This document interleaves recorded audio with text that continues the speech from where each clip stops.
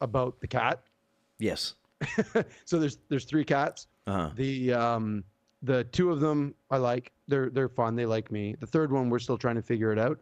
She really doesn't let me pet her that often, but she has decided that every chair or seat that I sit in, she must also occupy.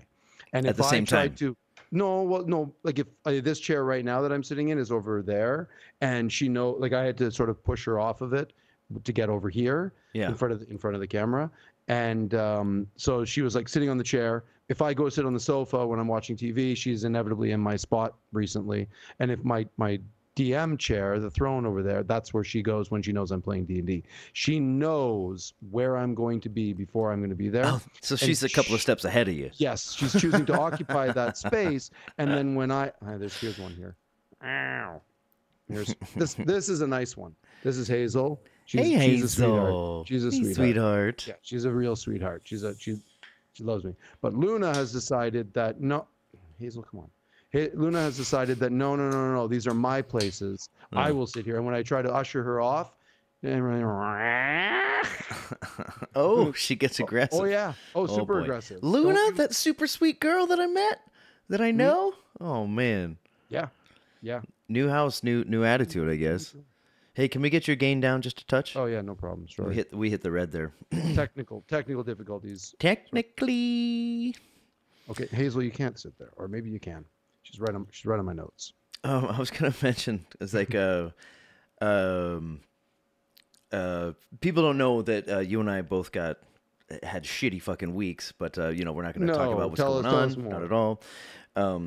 Luckily for listeners, life decided to shit on both of us at the same time, basically. Yeah. So we only missed one episode.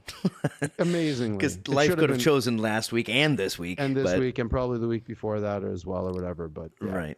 I'm assuming we're on now. Yeah. Oh, yeah. We're on the internet. Okay. But also, well, not yet. That's why I didn't say it yet. Okay. But there's really when you go to work, so I work with grade 4 students, right? You look like you're wanking right now. That's Lacey. I'm sorry. Yeah, that's what he calls her. Yeah. I'm just surrounded by fur babies, man. What am I going to do? They all want to be touched. Yeah, sounds like you got to shave. All right. Hey. That's low. Low blow? Okay, enough. But when you go to work, and the kids don't know if you had a bad week or not, so they'll come up to you as they normally do. So I got grade 4 kids, and they'll come up usually in groups, and usually girls, because they're the sweet ones in this country, in this grade. And they'll be like, hey, teach, so my sister, and then my sister, and I was at home, my mom, and then, like how they try to get a story out and it just doesn't make sense, but you just sit there like, okay. And her friends who are there, they're like, yeah, this is a good story. They just fucking love it. It's such a nice distraction how stupid and young they are, even though they're so bright. Year after year, man, no matter what things go wrong. Okay, calm down, Hazel. No matter what goes, she's just smashing her face into the microphone now. She got a touch of the love. Now she's into it. Mm-hmm.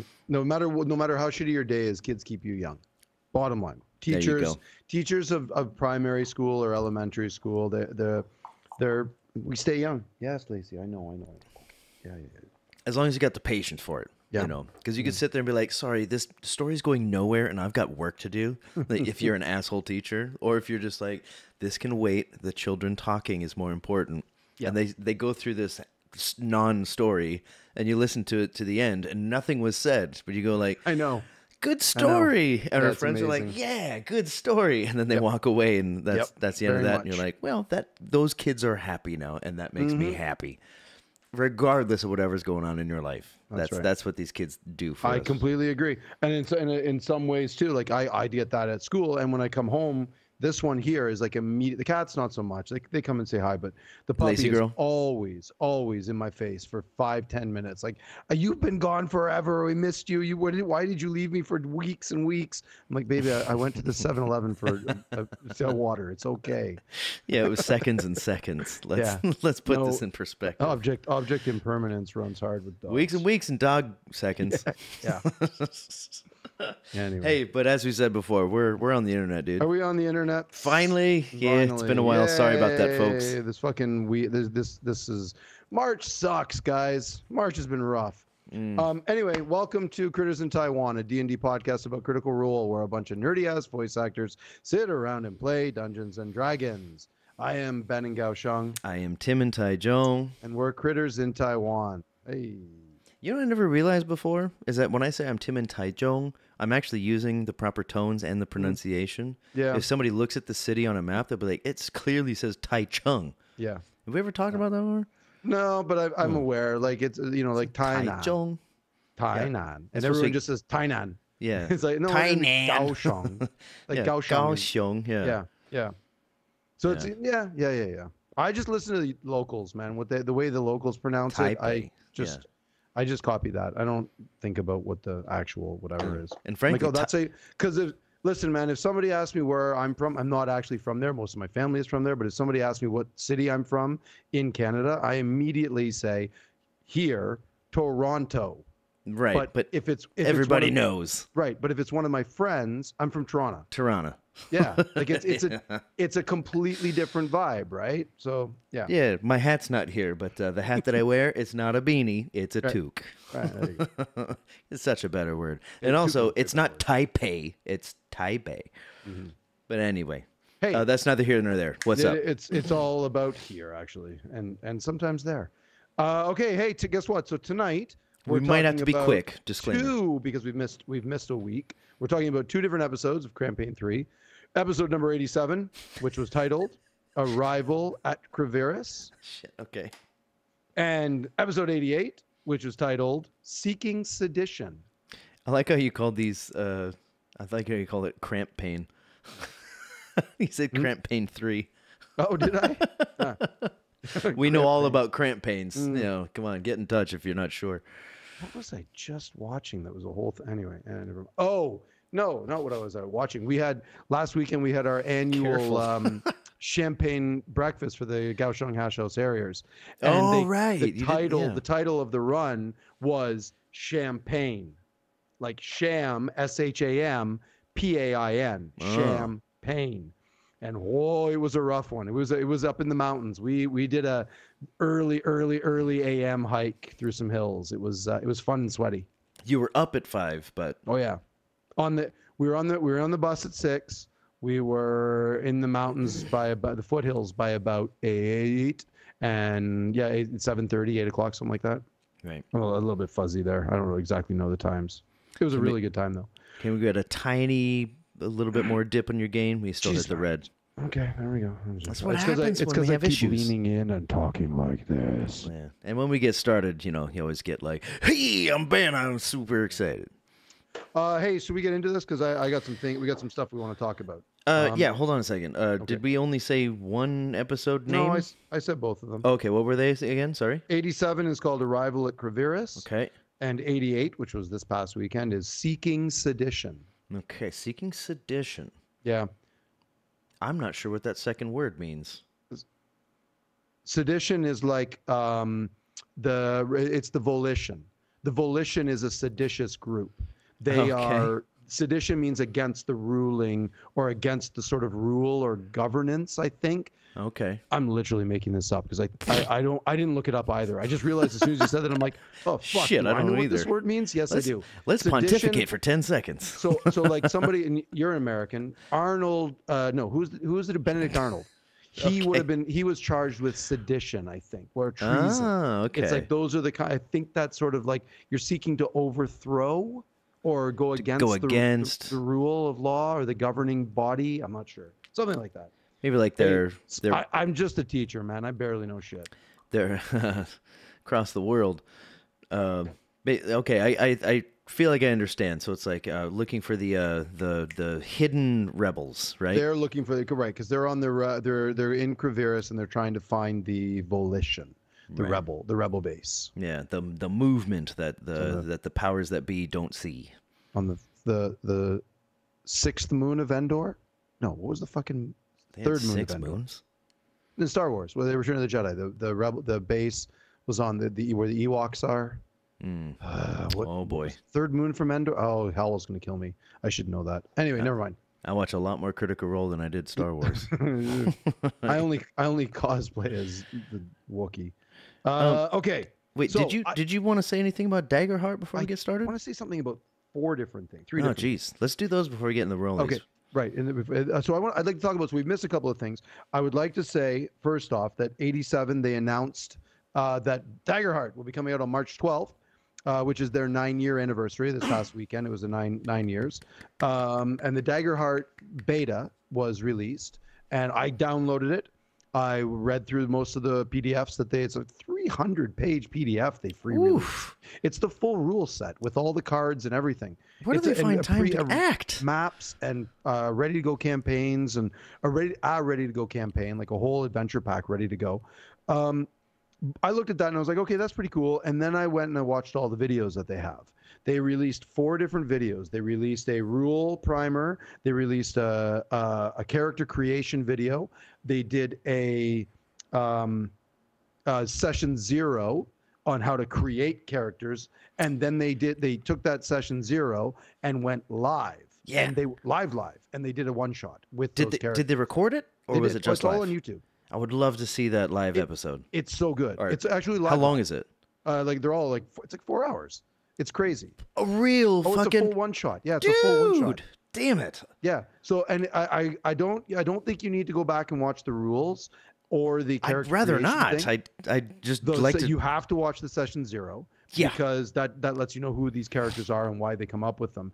And I watched the one shot and I honestly didn't understand a lot of it because the rules. Here's what I'd like to talk about. Daggerheart is good. It's very good. It's going to be good. It's not good yet because it's the beta.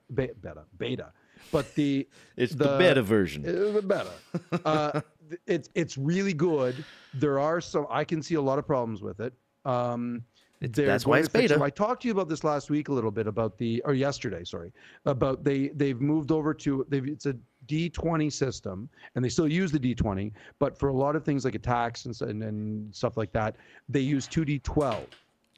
I love that idea so much. It's pretty cool. So tell them my favorite part. The idea is that if you roll 2D12 and the numbers come up as doubles, it's an automatic critical success. Even if it's 2 1s? Even if it's 2 1s, exactly. 2 12s, 2 1s, doesn't matter. What if it's 12 and 1?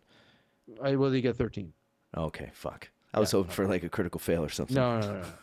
So the idea being that there's a much more chance for a lot more RP. It's weird. Here's the big one, and everybody's talking about this. Not just me, but as soon as I read the rules, I'm like, no initiative.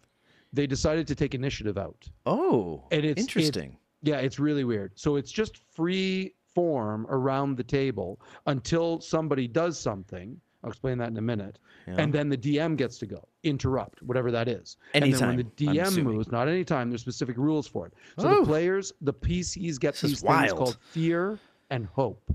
And and stress. So they have these three things. They have stress, they have fear, and they have hope. And if you play things with hope, like you do an action with hope or a spell with hope or a ability check with hope or whatever, you do these things with hope, it just keeps all the PCs get to keep going. But then as soon as a PC plays something with fear, an action, an attack, and a spell, a blah, blah, blah, with fear, the DM immediately gets to go, the DM gets to collect fear points. And then as soon as their fear points build up enough, then they get to go. I'm super unclear about these things because I haven't really read through it. This sounds like a video game, which is what I am. I'm a gamer, video gamer. It's going to appeal to a lot of people. Great. There is a huge criticism of it, and I really believe it's a problem. It's not. This is me, and then I started reading about it's on beta. the internet. When you watch them play, it's good. It's really good until you realize that they're professional actors who have been playing together for years. Oh, okay. And this is not going to work for every table. Okay. I don't think, because you see the chemistry flowing with them, and you're like, you get very excited about it. And then the realist in me step back and go, yeah, but I don't play like that at the table. And none of my friends play like that at the table. It's like watching speed runs on Twitch when you're a casual person or a completionist. Right. Yeah. So there are some issues. It's really RP heavy. They're going to let people really go crazy with it. And they've built a lot of the classes and a lot of the RP, the mechanics of things to build into RP. Sorry, microphone. But it's really, really good. It's just I don't know if it's quite they might be overreaching a little bit. They might be anticipating that everybody is going to be a drama major, and not everybody is. So there's going to be some, we'll see. Well, it makes sense. D&D already caters to all kinds of folks, right? Yes, it does. The quiet types, the theater types, and all that, right? So this one is like, okay, well, if you're not quite ready to RP or project yourself or put yourself on the line, then maybe it's not so much for you, but that's why we choose different video games. It's true. It's true. The problem I don't is play that Pokemon, but I do appreciate it. I don't like saying this because I'm not really sure how prevalent the whole alpha type or the A-type personality is, but there are some people that do exhibit that trait. There's a very good chance that those dominant A-types at a table will just run over everybody. Right. Because the game is kind of built that people like that could take advantage of situations. And when you watch them play Critical Role Cast, they don't exhibit any of that. They all are really cool with each other, and they just sort of let each other do whatever they want, and they don't really interrupt. They laugh with each other, and they're really comfortable that way. But it's the main cast? Yeah, the whole cast, yeah. Okay. So the one thing I did notice is that there is a couple of moments they do 3 or 4 combats, 3 or 4 different maps in the one shot. It's wonderful. So they really Matt really gave them a chance to flesh out the mechanics of the game and how it all works. But in the last couple, Ashley really took a back seat. I noticed it right away. I was like, you watch her and she's just like for minutes, just mouth open, staring at the rest of. Yeah, there it is. It's all right there. That dagger heart. Yeah. I know. Yeah, it's right there. Shit, that's what I'm doing tomorrow. There you go. Hell yeah. It's really good, man. I highly encourage you to watch. Again, it's still the beta, so there are things that are going to change. They're really looking for crowdsourcing of rule sets and stuff. They're asking lots of surveys, and they're going to take all this stuff into consideration. So I expect it to change a bit, but I don't think the core parts of it, which I like, are going to change much. So it's good news. Nice. Hey, real quick again. Yep. Sorry. What's your gain at right now? Percent. 40%. 40%. Can we hit a 35? Sure. All right. There. How's that? This feels right. Okay. Yeah. Okay. Good. Cool. Good. Right. The next thing. So yeah. Anyway, Daggerheart. Go watch it, and then we can let's have another conversation about it next week. At the beginning, if you watch it all, and then we can talk about that. Do we have an episode this week? Is the four-sided dive. I wrote down 4SD. The four-sided D. 4SD. Yeah.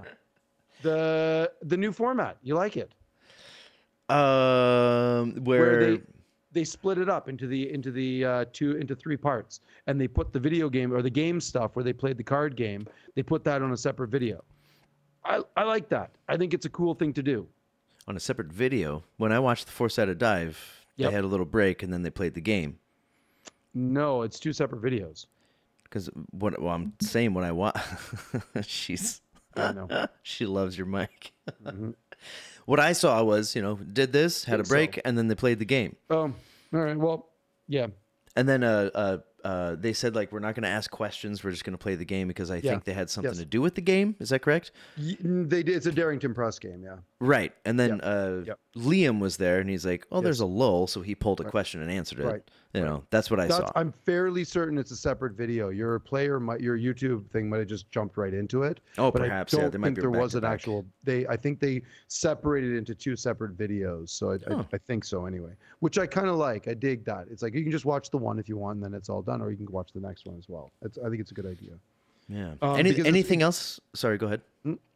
Anything else about the 4SD? No, I just want to talk about the format. They didn't really answer much of anything. It was the 4 guys. It was fun to watch, but there weren't any big rocking developments. They talked a little bit about stuff that we talked about as well. Then the last thing. So I'm going quick. 2 of us. Yeah, I'm going quick. The last one is this. I've been pretty clear about my not enjoying Candela Obscura. I can't get into it. Oh yes, thank you. Just not into it at all. Hey, calm down. Sorry, cats chasing cats. The old one gets bullied a little bit by the younger ones. Don't do it. Don't be a... Oh, stop. Don't get canceled like that chick on Twitch. Right. So this one, the newest one where Liam is the GM, the Circle of the Crimson Mirror. The Liam is good. It's real good. Oh, hey, Cho, come on up. Come on, Cho.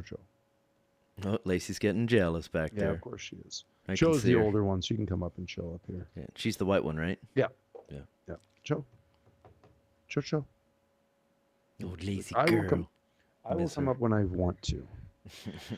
Anyway, Candela Obscura. Oh, it's really good. Yeah, it's really good. So Liam is really Liaming about. Excellent in it.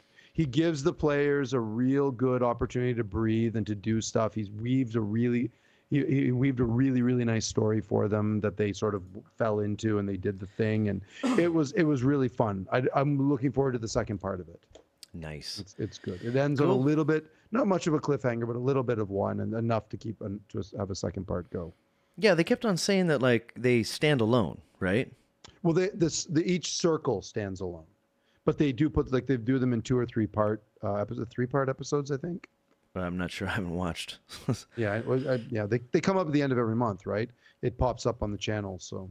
Right, it's like that 1 week off that I guess they don't really get off. Yeah. Huh. But yeah, okay. I'm gonna be checking it out. Like I keep up with my comedy podcast, so I don't have a lot of time for another like 4-hour thing, unless I go to that instead. But this last week or so, I kind of need some laughter. I know the one shot, the Daggerheart one shot is really good for that. You'll really enjoy it. I think I'm really gonna enjoy it because based on what you said, the whole new mechanics and shit. That sounds amazing. It's really neat too because they went full ham on it, and they decided just a quick spoiler, none of them are humans or anything approaching a normal race. They really, I think by design, kind of highlighting all of the craziness and madness that you can do with this new system. Nice. So it's pretty cool. Pretty cool. I can't wait to check it out. I still don't know all the rules, and that's sort of on purpose. I don't really care to, because if they're going to change stuff, then why learn a whole new rule set when they start changing things anyway? So I'm like looking at the things. I saw stuff I don't like very much, but I don't really understand the hope and the fear and the stress stuff. I have the PDF on my computer. I'll download it and read it I have it downloaded. I'll read it as it comes along. But yeah, it's basically at this point, it's the new age. Yes. Basically, what Twitter or whatever the fuck is called now, X, and then there's Threads. Also, I'm not on those things, but it's basically just a suggestion box, and something comes up, like somebody has a comment, and somebody happens to come across it, and it happens to be a good idea. You'll be like, oh shit, and hopefully give the person credit if they deserve it, kind of thing. Like that's what beta's all about. Then there's the alpha, which comes after that, and then there's the release, right? Right. As far as I understand, video games at least. I don't know. I'm just curious. It's great. I love it. It's good. I'm excited about it. I'm not 100% certain. I really feel that campaign 4 is probably going to be Daggerheart. I think that's why they've done this, because it won't be released until next year. We'll be at probably 100 and some episode, 120-ish maybe, which of campaign 3, which is right about the time when it might end. And then they'll go into campaign 4. We'll go into Daggerheart probably. So it's good. It'll be good to get a feel for it. Again, it's still rough, so I don't think it's going to exist in this iteration. But yeah, makes sense for the independence that needed to be done because of that. I fucking forgot what it was called. Hasbro, like the D&D Beyond saga. Yeah, the OGL. Yeah, that stuff. They really, Wizards of the Coast, like WotC, really dropped the ball on things, and CR has become bigger in many ways, bigger than them. Even though they're using their system, it all makes sense. It's make a new system. Political, which is kind of sad and gross, but I mean, whatever. The Paizo days when 3.5 split into 4 in Paizo with the Pathfinder, when that whole stuff, people said the exact same thing. It was the same kind of nonsense. No. And they're both successful. So D&D was successful and Pathfinder was successful, is still successful. So yeah.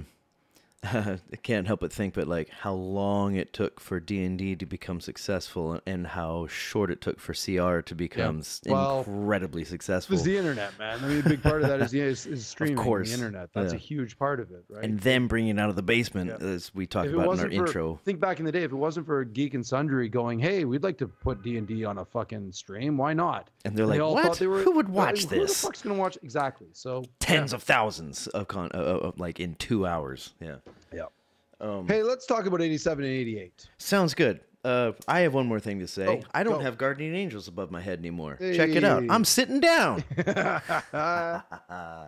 I'm still healing from surgery, but the doc said you can sit down for like an hour or two. Just stand up if you feel uncomfortable. Nice. So I've been sitting down for like a week, and I've been fucking enjoying it. Excellent. Yeah. Cool. I do also have another surgery in 2 weeks. Sorry, in another week and a half. So I'll be standing up again for another 2 weeks. But that's the last one. But anyway, it's good to be sitting down. Let's get some rollies, eh? Do it. You're going to win these. I got a math rock.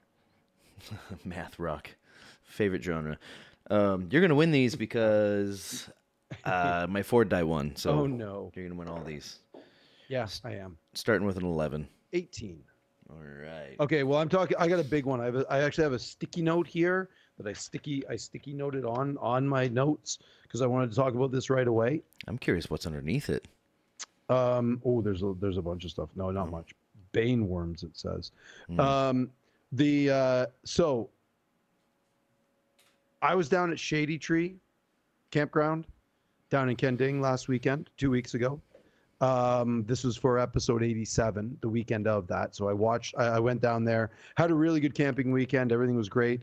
Got into some fun things on Saturday night. The Combobulators played. It was a really, it was really fun. It was so he suffered a ton of typhoon damage last year from the typhoon. Yeah, ripped the entire roof off the building. Oof. The bar was halved. Half the bar. You lost 3 fridges and a deep freezer. They all got blown away. Man. Bad. So this is finally the roof has been rebuilt. The kitchen's been redone. Everything's ready to go. This is the first band that's been down there. And it was excellent. They were good. They were really fun. The sound in the place, it's a bigger roof and it's more protected and more walled in. And I was a little worried the acoustics were going to be bad. They're great. They were sort of bouncing off. It filled the space really nice. A couple of small little amps. The drum kit was nice and tight in the back corner. Everything just sounded really good. Sweet. Nice, really nice sound. And it was fun and the band was really good. And I had an epiphany at that moment that Bell's Hells are a band. Okay. Like most D&D parties are. I just spit on my keyboard. the problem is most D&D parties, Vox Machina was a great band. Mighty Nine, they were a great band. Wow. Almost all of the parties that I've been involved in have been great bands. I don't think Bell's Hells is a very good band. Okay. It suddenly came to me. I'm like, I think, and there's actually points in this episode that really get there, especially the latest one. But I was thinking about it a couple of weeks ago. I'm like, that's what it is. That's what the problem is they're all Van Halen. They're all Eddie Van Halen and Slash. And Sammy Hagar, they're all, everyone's on lead guitar. There's nobody on rhythm and bass and keyboard. And they all want to be singers. They all want to be at the front. They're not a very good band. Except maybe Orem. Yeah, he's probably the only one. And we've said that many times before. He's the glue that's kind of holding them all together. Yeah.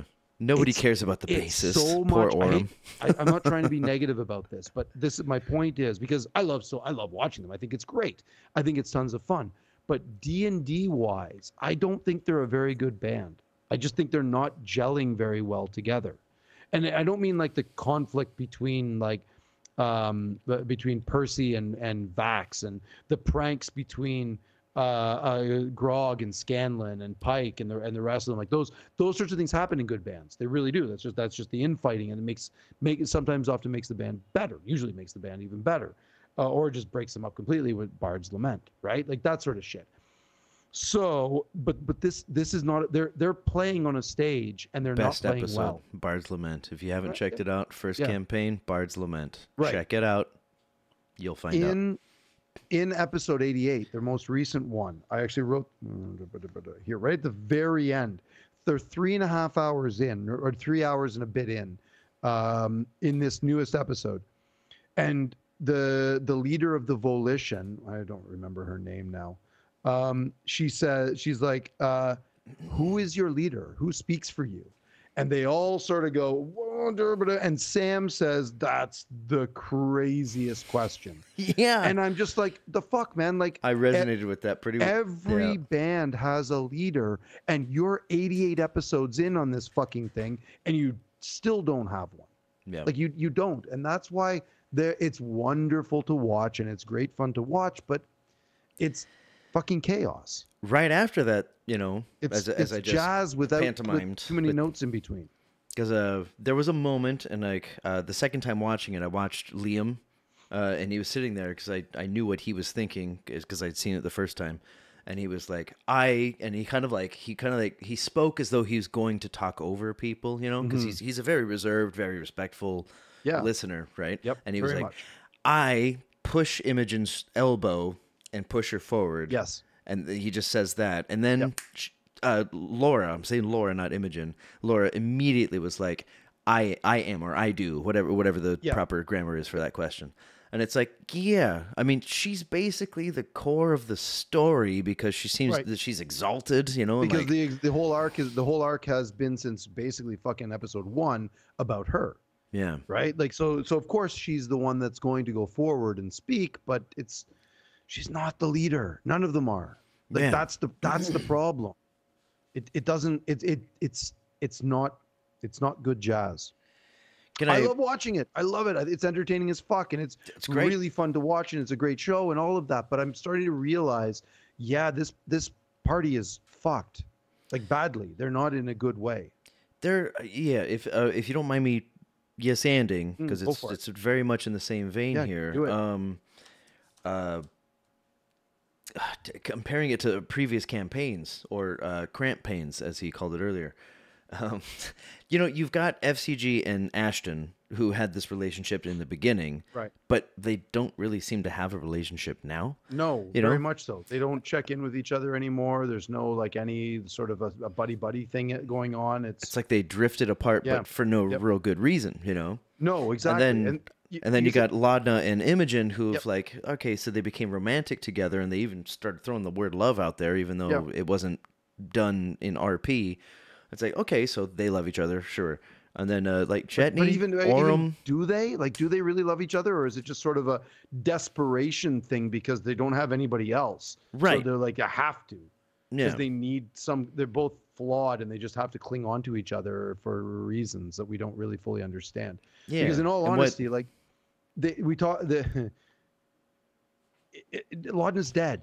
Like she's undead, right? So her breath is cold, her skin is cold and clammy. And I'm like, Imogen grew up around horses. They're warm, big, huge, soft beings. She's got this gorgeous hair and just in that thing, it feels forced. It feels like, well, we're in a band together, so we got to create music together and blah blah blah. It's like you have to, but man. Yeah, even Marisha said, she was like, I deliberately made a character that was unromanceable. Right. Like I think she said it after Matthew said, and we'll pick up there next week. Yes. I believe that's when it happened. Yeah, it did. It did. I remember that I remember that exactly, and it was very much so. It's like this is because like Laura says, "Can I kiss you?" You know, in character, and it was like my response wasn't, "Oh, what?" No, my response was like, "What the fuck?" Yeah. What are you doing? This feels contrived and forced slightly. Yeah. Hey. Yeah. Anyway.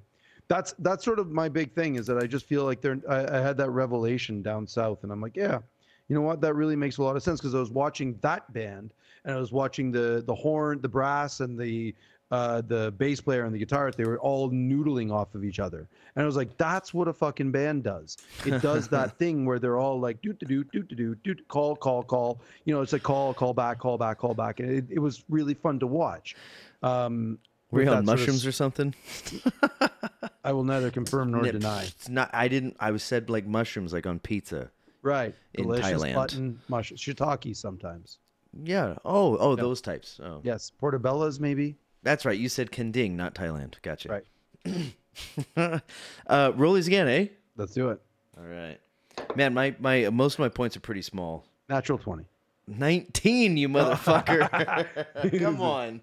Yeah, I can show you my 22. Yeah, sure you can. But this is a PG-13 plus podcast.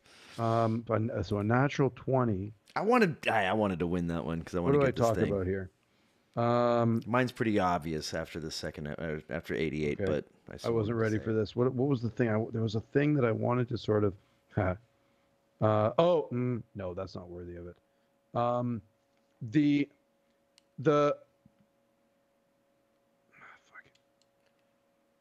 I genuinely, I'm not really sure what to talk about. I got a lot of little things. I've got only little things. I've got these two obvious thing. And these two episodes. I'm going to give up looking for something. Hey,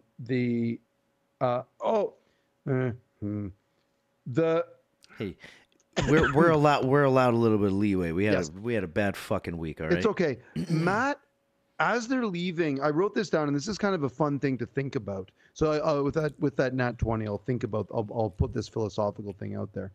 As they're leaving the jagged edge, so they have that crazy combat in the basement, and then they finally wait, and it's dusk, and now they're going to the Overspoke, the big tall tower that's going to overlook, and they're going to do their amazing race challenge where they have to find a little purple flag. Yeah. Matt says something as they're walking through the streets, and he's like describing the city, the people walking around, and they're just sort of having conversation. The Rylorans walking around and having conversations and talking with each other, and you get a feeling there's a city. Matt makes a comment. I wrote it down. Every people is not a monolith. Timestamp? I don't have one. Oh, sorry. I got to use the scene now that I have it. It's right after when they leave in the jagged edge on the way to the Overspoke. Anyway. Anyway, sorry. He says it's about like. Can you repeat what he says? Sorry, I was distracting myself with the letter G that I have. It's right after the break. Right after the break. He says, as you're walking through the streets, blah blah blah blah blah, you start to realize every people is not a monolith, and it sort of struck me the dichotomy of what that meant for them, as they're a spy espionage group walking through here trying to find out information about their Ludinuses vis-a-vis the five minds that are controlling the Ryloran people to conquer or to land and start colonizing Exandria. This is the Blue Promise. The Blue Promise, right? Not the Blue Hope. So it's like this whole idea, but then he starts. Matt's like, yeah, you kind of realize that. Wait a minute, not all these people really. Maybe they don't want to do that. They're not all these warriors and savages that want to, rape and pillage and come in and do things like that. So I started thinking about that sort of idea. It's a mosquito, I know. Hazel's like, got it, I'll get it. Lacey's concerned too. She's back there like, well, you need some help? Yeah. Yep. So yeah, I was like, all right, this is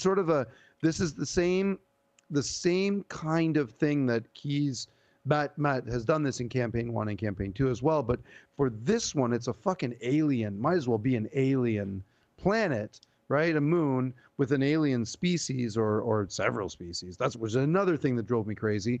Why don't we have a name? Matt kept reminding over and over and over again, you still haven't asked what that species of humanoid is, the Ryloran Wookiees. The furry moon ones. Wookiees. The furry lunar. I got a couple of names for them: lunar bugbear, moon Wookiees. I don't know what they are, but I've just been thinking Wookiee the whole time. Yeah, well, that's how I kind of describe them with crossbow. Anyway, these Wookiees. Let's call them people. All of them. The inhabitants. Wookiees are people too. Yeah, the natives of natives are people too. Yes, of course they're not all into it. Of course there are casualties of war. Of course they go and they do shitty, like warlords do shitty things for the populace. Of course that is, but it's just, I don't know. Well, I don't really have a point. It's more just like of a thing that I was. Well, let me make your point for you then with my yes and. In 87, not 88, to my no, that's not a good way to put it.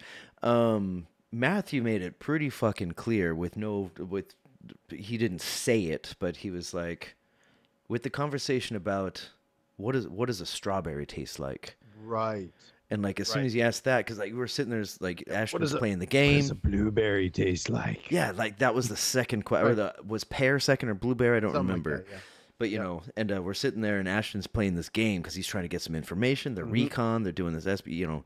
And so we're sitting there just like, we're thinking like, what does the Blue Promise have about that? You know, we're thinking about gods over there, something like this. But no, the most important thing to this person was a flavor of something. Yep. And the only time somebody asks about the flavor of something or the feel of the sea breeze on your face is when you are imprisoned or severely oppressed, right?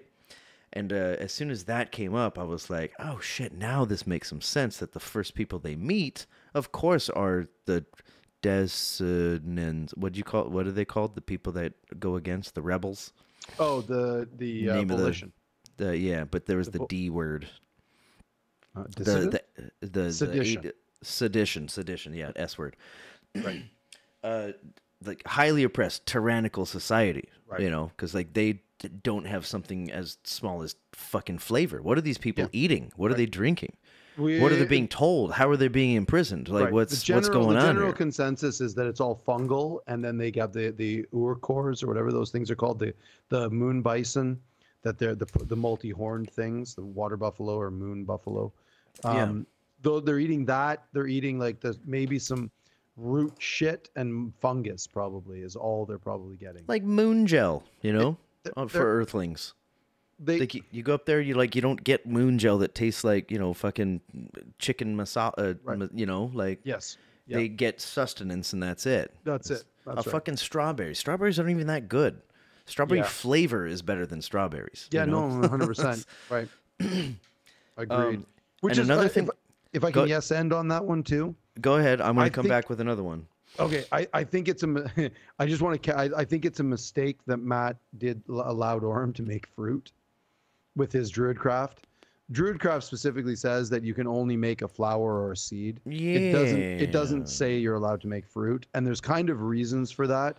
It's a cantrip. It's not supposed to be create food and water. Right. And if you're letting somebody create food like fruit, you're really, even though it's just little blueberries or whatever, it's just like blueberry, blueberry, blueberry, blueberry, blueberry. Like every 6 seconds you can make a blueberry. Eventually you're in like, you know, you're going to have a handful of blueberries and that's enough sustenance. So it's a meal. Sort of, it's kind of broken. I think it was a mistake. Yeah. I'm sure, you know, I mean, I'm sure it won't happen again, especially with Liam and Matthew both involved. They don't care, right? They're not going to abuse it, of course. But it's fun with CR. It's not raw. It's homebrewed, as witnessed by Laura's constant mangling of the sorcerer class. I'm gonna get me fucking started on that shit. But they homebrew everything. So letting him make fruit with Druidcraft, I think, is fine. I just think it might have been a mistake. So I have this idea. This question. Okay, so they got the Blue Promise, not the Blue Hope. Yep. Danny Carr was very clear about that. Yep, Blue Promise. Poking her head up on that counter. that from was the great. Stairs. Yep. Yeah. It's like how long these, you know, because apparently Ruidus came from a chunk of Exandria, right? Yes. And now it's up there, and they have their own. Not confirmed, but that's the general theory. Yes. Right. The Hellcatch Valley is pretty much where Matt has implied it may have come from, but never really has flat out said it. Right. And kind of like on Earth, we're pretty sure that the meteor that hit Earth that just killed the dinosaurs was asteroid.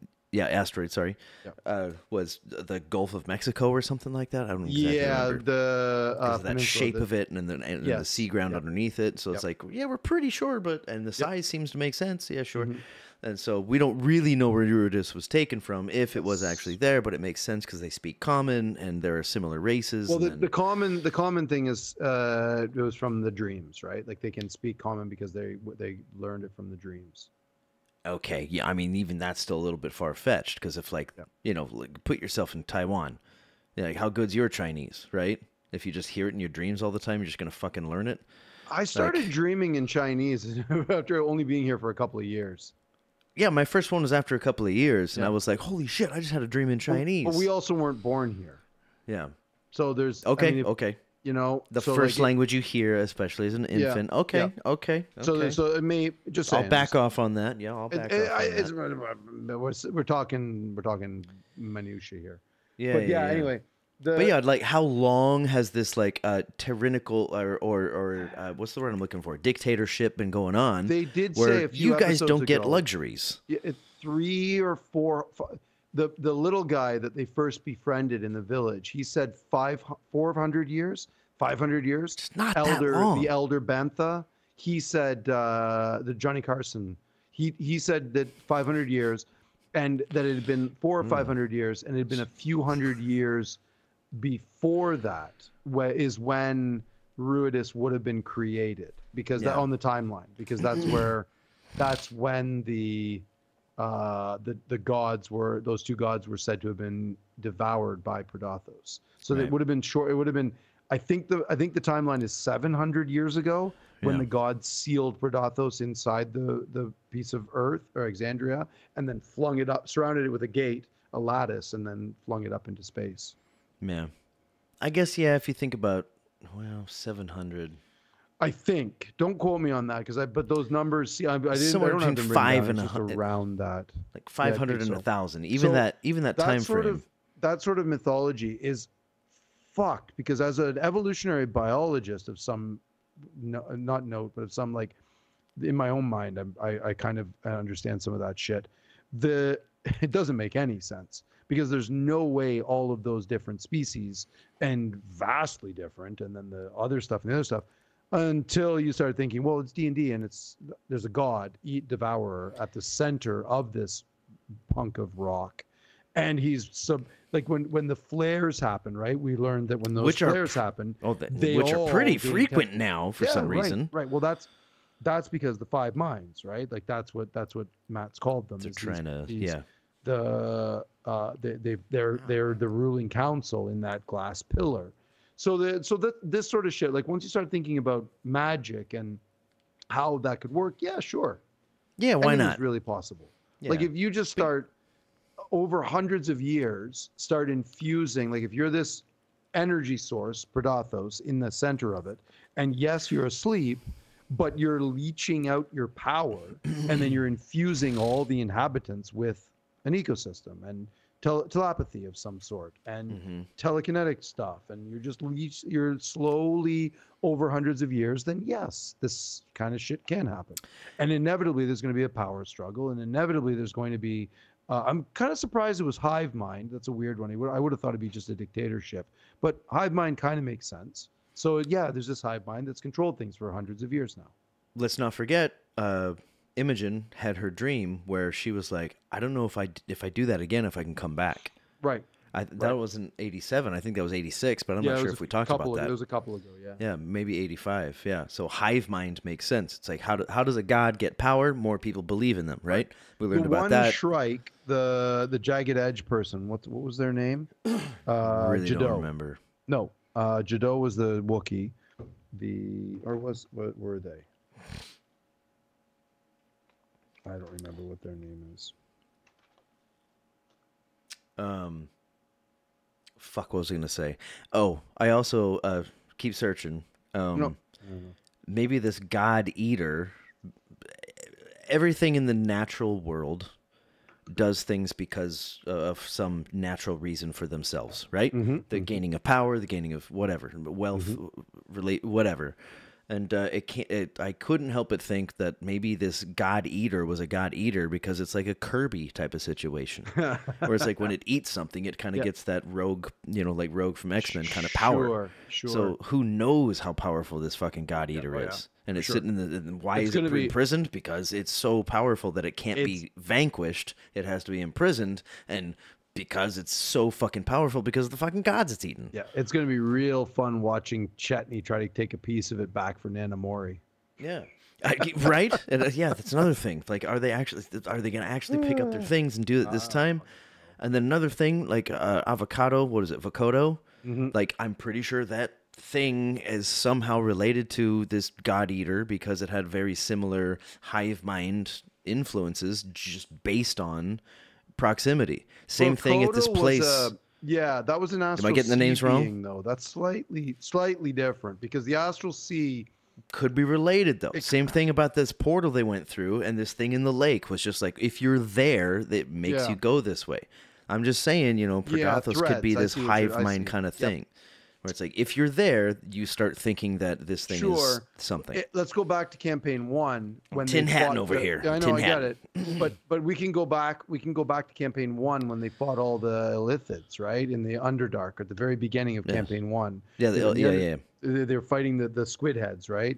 Illithids, I mean, they're all hive mind. They're all like, you know, together. They're Borg basically. Yeah. So it's, you know, like, yeah, maybe. I think as a longtime player of D&D, I have always disliked psionics. Always. I've never liked it. I've never really been comfortable with it. I don't like that kind of element of I don't mind psychic damage and I don't mind psychic abilities, but the whole idea of psionics is just being able to just control your mind out of nowhere. Yeah, is a little bit kludgy. A little bit. There's something off about it that I don't really like. I feel you on that. It's like my introduction of the word psionic was the Mass Effect series, the video game. Mm-hmm. I remember. I mean, I thought it was super cool because I never really heard it before, and I loved the series. Mass Effect was amazing. That's right about when I stopped playing video games. It was when Mass Effect 2 came. Can't get much better than that. Let's quit it here. I played it on my PC, and then I played maybe a year or two after that, and then I stopped. I couldn't. I have a problem. No. You avoided a problem. There are so many fucking phenomenal games out there. You got out at a good time, man. Yeah, because I would do nothing but game. That's all I would do. I would come home from work and I'd be up till 3 a.m. gaming, and I'd be exhausted every day, and it would suck. And I know me.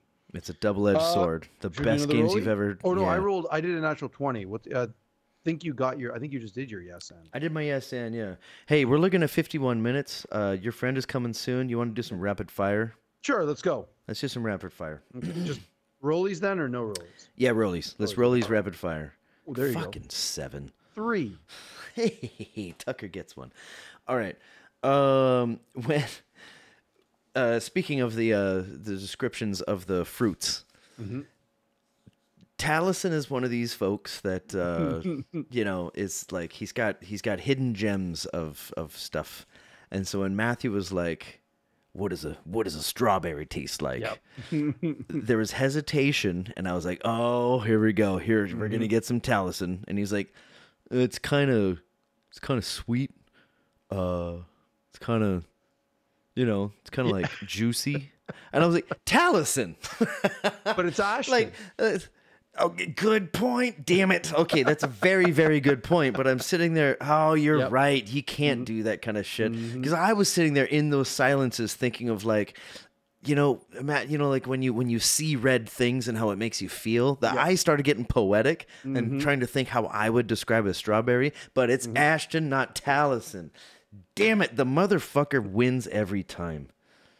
He's so good. He's good. He's so good. Yep. To his own detriment sometimes at that table and in the fan base. He's very Taliesin, we know you're watching. Yeah, fuck, dude. Yep. Like every time I try to fucking trap you in a corner, you'll really, really like him in the Daggerheart one shot. I fucking loved his character, and the way he played his character is really, really good. Fun, really fun. I'm gonna put it right up there. You and Taliesin just tossed that right down. Remember Wonderful. Owlbear in the Darrington Brigade? Yeah. That character was phenomenal. I loved that character for that one shot. His character in this one shot is right there as well. His puns are pretty good. Yeah, it was really good. It was a really, really clever, well played character. And this guy, this little in the Galapo, Daggerheart. His Galapo in Daggerheart is quite good too. Isn't a Galapo the turtle people? Mm-hmm. Yeah. All right. Nice. Yeah, it's good. It's real good. Nice. I'll quick fire back with that one where I've got where to go? Right. Episode 87, 3 hours, 39 minutes, 35 seconds. Timestamp GIF. Matt stares at the camera and says those words that all of us DMs, myself now, I'm a DM, all of us feel. It's a first level spell. What happened? Silvery Barbs. It's Silvery Barbs. I don't remember. It's garbage. I mean, I know what it is, but I don't remember what happened. It was Matt rolled a natural 20, and Laudna cast Silvery Barbs to switch it to drop it. And it's like, It's you roll a first again, level right? spell. You roll again, yeah, and then you have to roll again, take the number, and then then she gives advantage to somebody else on a ability check of her That's choice. pretty powerful for first It's level. way too powerful for a first level spell. It's awful. It's not good. So most GMs ban it at the table, and I do. I'm like, I flat out told the players, I'm like, nope. It's in the handbook, or is this homebrew? No, it's a third party. Okay. It's I think it's not Tasha's. It's the one after that. It's Mordekainen's. Might be a Mordekainen's or Tomb or Tome of Foes. Yeah. They said it wrong every time. I forget which book it's in. It might be that one or a different one. I'm not sure. Doesn't recent, matter. It's recent, and it's a terrible spell. It's not good. So what happened? He looked in the camera, or he looked at the camera and said, "It's a first level spell." He looks right at the camera and says, so he's kind of fed up with it. Oh, yeah, usually it's not that big. It's like when he rolls a 20, he's like, "Yeah, I got a 20." Fucking silvery barbs. Silvery barbs. Like it's kind of bullshit. I agree with it when Caduceus did it, when the Grave Cleric does, because the Grave Cleric sacrifices something for that. Okay, that's how it should go, right? Remember when Caduceus would cancel the natural 20s? Yeah. He would do that every once in a while. He gets a few of them. He can't do that many, but that's a specific thing that a Grave Cleric can do that other clerics cannot do. And other clerics can do other stuff, and that's what a Grave Cleric can do. That's a good use. Yeah. The Silvery Barbs is just a bullshit level 1 spell that shouldn't be allowed. It's nonsense. I don't know what Caduceus thing Channel is. Divinity. Okay, it's Channel Divinity, yes, which you can do. It's a Channel Divinity that a part of it that you can cancel a critical if you can see it. It's within 30 feet or something. Right. It still hits. It's just not a critical anymore. Right. That's right.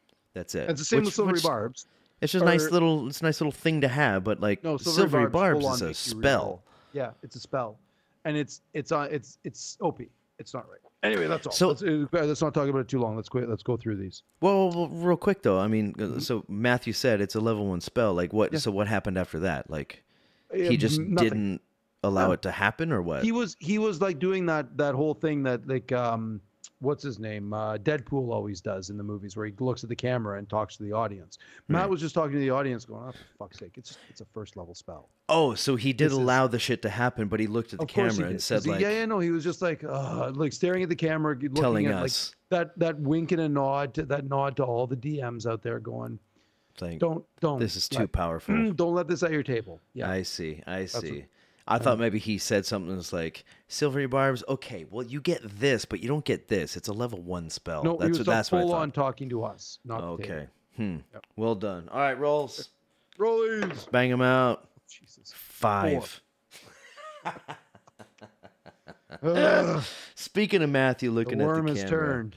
At timestamp GIF. 2 hours, 10 minutes, 48 seconds. Matthew is describing something. I think this is right before the break. I'm pretty sure it is. 88. It's right before the break, and he's describing something, and then he mentions like a geometric shape. It's like a hexagon, and then everybody at the table, everybody at the table. That's good. We could knock 2 out at the same time. Everybody at the table was like, "Oh," thinking of beacons. I'm guessing. And he was like, the way he responded to it, he said, like, hold on, just listen. Yeah. And it seemed like out of character, but it's like, no, it's not a Luxem beacon, okay? Just listen for a second. Yep. And then he like continued on saying, it's like, you've only seen these when he was hanging up in there and it was fucking, and maybe it's Aeorian.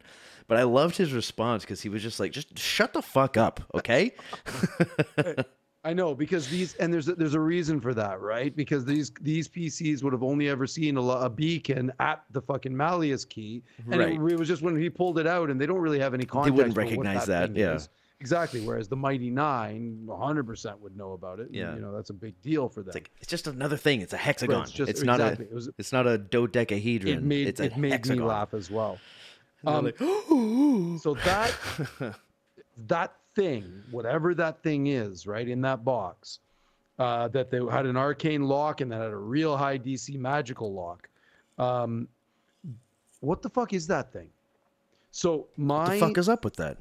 My theory is, like, he's like, from the Age of Arcanum, it's likely Aeorian tech, and then FCG is like, Mama? That made me laugh. I was like, they're clever. Here's my take on it.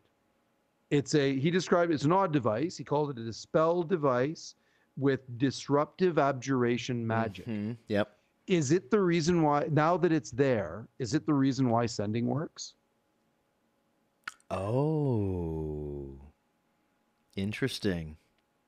So Ludinus or whoever pops it off the Malleus key or from the vicinity of the Malleus key and instead bringing it up to the moon. And as soon as he took it off, now sending is working. But he's trying to put that somewhere in the glass pillar thing, wherever the 5 minds are, and it's going to similarly disrupt the telepathic ability of all of these Rylorans, or make the hive mind even more, the 5 minds even more powerful. But now the dude, so they stuffed it in the hole, right, which is in a pocket dimension, so it means it can't be located at all. As soon as they pull it out to take a look at it, it's gonna ping, and everybody's gonna come fucking running for them. Bring it, dude. It's gonna be, I'm here for it. That's my big point, is that's what's going to happen. As soon as they show it to the volition leader, which is what they're gonna do, they're gonna pull it out of the fucking hole. They're gonna show it to the volition leader or the rest of them, and everybody's gonna descend on the volition headquarters, the hideout. I mean, Odahan already seems to have some way of finding that. Maybe she's just really good at asking the right questions to right people, or they must have some kind of. Well, this actually kind of goes into a different point. I think that there's. I think there's some kind of connection there. I think there might be. Yeah, for sure. Especially for this Rhodus, the Rhodus born, etc. Plow through. Yeah, sure. All right, rollies it is. 2. 15. Tucker's on a roll. Christ. I rolled 5, 4, 2. It's really close to my. 5. I rolled like a 7 or something like that. What did I roll? I forget. I don't remember. I had a 5 at some point. Well, maybe I'll just continue on with that. The glowing weapons on the artifact in Zelda, from Breath of the Wild, and then also in Tears of the Kingdom, the Master Sword would glow and gains powers when it was in the presence of this particular evil that people didn't quite understand. You figure it out in the story, play the games, they're fantastic. And as we all know, Matthew has a very major role as a voice actor in that game. Yep. And I'm just pretty sure that's where he got that idea from. A little nod. Yeah. Yeah, nice just one. like, Nice catch. And because you got the buzzsaw now, and I love the fact that you crit from 18 to 20, but from 1, if you roll you roll again 1 to 6, it shatters. It shatters, yeah. Yeah, which is also a kind of a nod, in my opinion, to the Zelda games, the 2 recent Zelda games, where the durability was a huge thing that people bitched about a lot, and the glowing aspect was awesome, because if you saw that sword glow on your back, that you knew something was up. Right. I really like that. I think I think that Matthew took that into the game, and I really appreciate that. If that was the case, I'm just going to assume it was, because I love the game. I love it. I like it a lot. Yeah. Yes, yeah. Let's go. So when they're in the basement, talking about 54 minutes 19 seconds. I got to go for it. And there's Fern and Imogen are making these deck saves, and then Imogen makes the bad one, and then Imogen makes another bad roll, and then another bad roll, and another bad roll, and there was a sequence there. Yeah. Starts happening. Here's my real timestamp. At 1 hour, 2 minutes, 2 seconds, Travis says, "Wow, but you have so many dice. Maybe it's because you have too many." Shut the fuck up, Travis. Travis, shut up. Like that. Did she say fuck? No, she just said, "Travis, shut up." And everybody at the table went, "Oh, did they?" I wasn't watching. I was just listening. It was amazing. And then Laura just picked up a tissue and wipes her nose a little bit, and then just was like, "Fuck." It was a little bit weird. I thought I thought people were laughing. It was not weird. They made it weird on purpose to make it was overly dramatic. Exactly. Okay, yeah. Fuck, it was funny.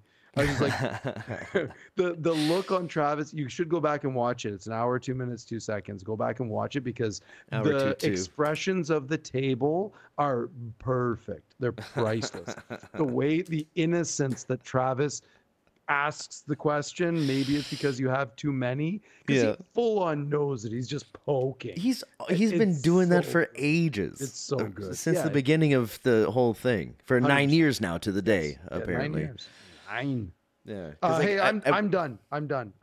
All right. Well, I'm gonna throw another one in there after this, but I got a few more, but there was Laura, and I believe at one point it was Liam who had all their dice on the outside, so they just had this like tiny little area to roll their dice. Yep. You know, and like it became kind of a thing, because if one of their dice got if it was cocked, it's like, well, dude, like you have dice in there. This is like this is kind of interfering with the randomness of the game. Like get those dice out of there. Keep them in the fucking pouch. Have 2 pouches. Have this one like Laura's gigantic ball sack of dice, and then have another small one that you have the dice you're actually using, and have your whole thing. They can still get cocked on the side of their tray or whatever. Sure.